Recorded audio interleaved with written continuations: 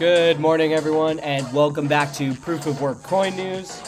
This is your host, Coinology. Guys, we're almost at 250 subscribers. Help me out. Please join, subscribe. We are a Proof of Work only show. We focus on mining, not buying the coin. If you have any comments, drop them below. This is meant to be an open forum, so please, we love to talk about crypto. Join in on the conversation. Let's move over to the market. Okay, so it looks like Bitcoin has actually moved up just ever so slightly, pulling up a couple other coins. Some of the big winners are going to be KASPA. Actually, it looks like it's just KASPA. KASPA moved up 8%. On the other side of things, we have GRS token, which is kind of an obscure ASIC mine coin. That one moved back 14.2%. So the topic of the day is going to be, is Bitmain manipulating the KASPA price? And taking a look over at the KASPA price, we're sitting just about 3 cents. We're just about to break 3 cents. And I believe that Bitmain is manipulating the market. Now, this isn't financial advice. This is just based upon my experience in the market over the years.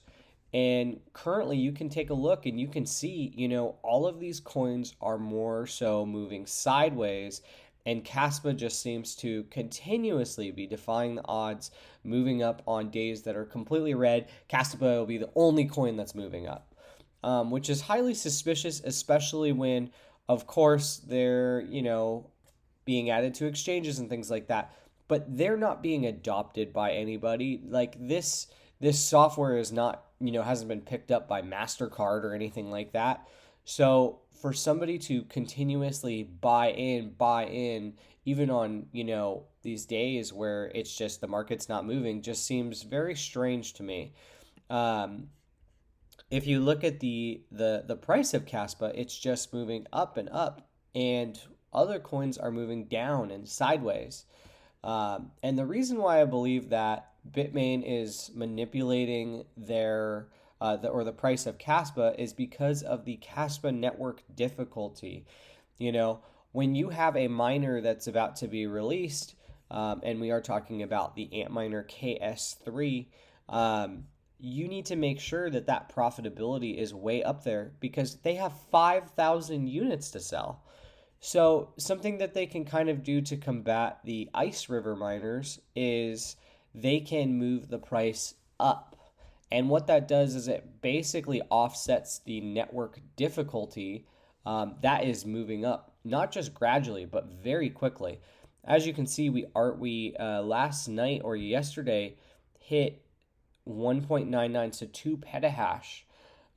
As you can see, all time, it's moving up a lot. I mean, just last month we were at 1 petahash.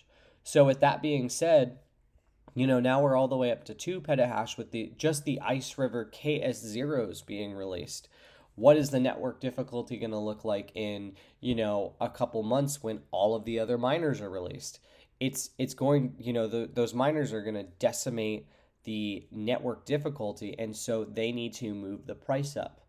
So something that we saw with KDA, with Bitmain, was as the difficulty, went up, as different miners were released, they would buy into the coin. They pumped the coin up to $25. And then once the Bitmain KDA miner was released, they dumped the coin, and it's crashed ever since down to about 60 cents. And KDA has basically been dead ever since. And that is essentially what I think is going to become, or what's going to happen to KASPA, unfortunately, here pretty soon in the next couple of months. Now, this isn't financial advice. This is just my opinion, but I think that it will crash. And you can already see what the network difficulty is doing to some of these miners. I remember that the KS0 was doing almost $50 a day when it was, when it first came out, and now this thing is down to only $26. Same thing with the Bitmain Antminer KS3, which isn't even released yet. This thing was projected to make about $3,000 a day before the KS0 was released. and now it's down to $2,138. So they have to continuously buy into this coin, Bitmain does, to bring the price up so that these miners look like they're actually worth $50,000, which is the price tag on these miners. So just keep that in mind. Personally, for me, I am taking a complete backseat on KASPA. I've been mining it since since it first hit mainnet, since Son of a Tech first started talking about it, and mined it on GPUs for a long time. And now I have switched over to where I have actually 3 iPolo V1s through Unminable mining KASPA. And that way I'm able to just dollar cost average in every single day and not really have to worry about the network difficulty. And, my bags are continuously being built of KASPA, and I just don't have to worry about all this going on. Once the dust settles in, 6 months or a year, I may purchase a KASPA miner. But right now, it just seems out of grasp, being that the only miner that's going to stand up in the next couple months is going to be a $50,000 unit from Bitmain. So, as I said, this is just my opinion.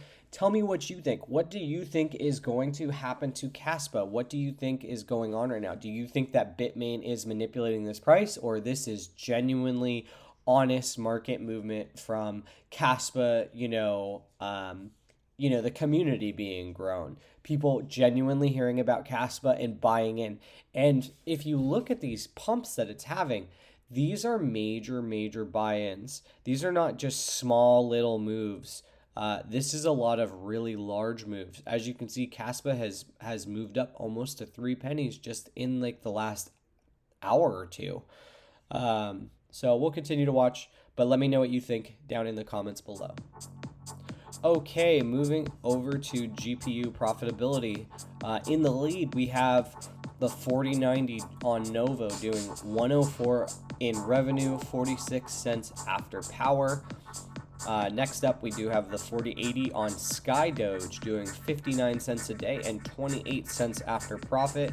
Just below that, we have the CMP 170HX, which seems to be a card that's kind of growing on me. I'm finding this card to be very interesting. The most profitable coin on that card is going to be Octaspace, doing 64 cents revenue and 23 cents after power. We do have a lot of coins mixed in here on the GPUs. You really need to look and see what your GPU is most profitable on a day like today. We actually have Dynex, a Lithium mixed in here, some more Novo, XNA on the 5700 XT, but a lot of profitability on the board today. Moving over to ASIC miners, we just talked about the Bitmain Antminer KS3 down to $2,138 a day. We also have the X16-P, which should be releasing very soon, doing $1,533 a day on Ethereum Classic and ZIL.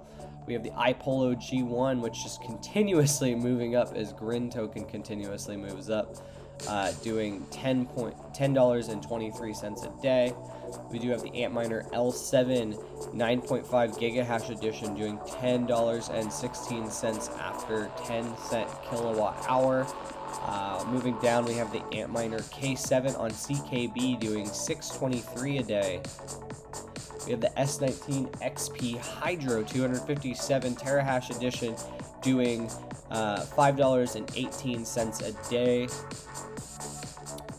Moving down, we have the E9 Pro doing $3.55 a day on CLO token. The Z15 Pro is actually doing $2.70 a day on Zen token. Thank you very much for sticking around. I super appreciate you stopping by. If you can, please consider subscribing. We are a daily proof of work show, and I would love to know what topics you'd like me to hit on. Please drop them down below in the comment section, and I will try to make a video about it very shortly. Thank you very much, though, and we will see you on the next one.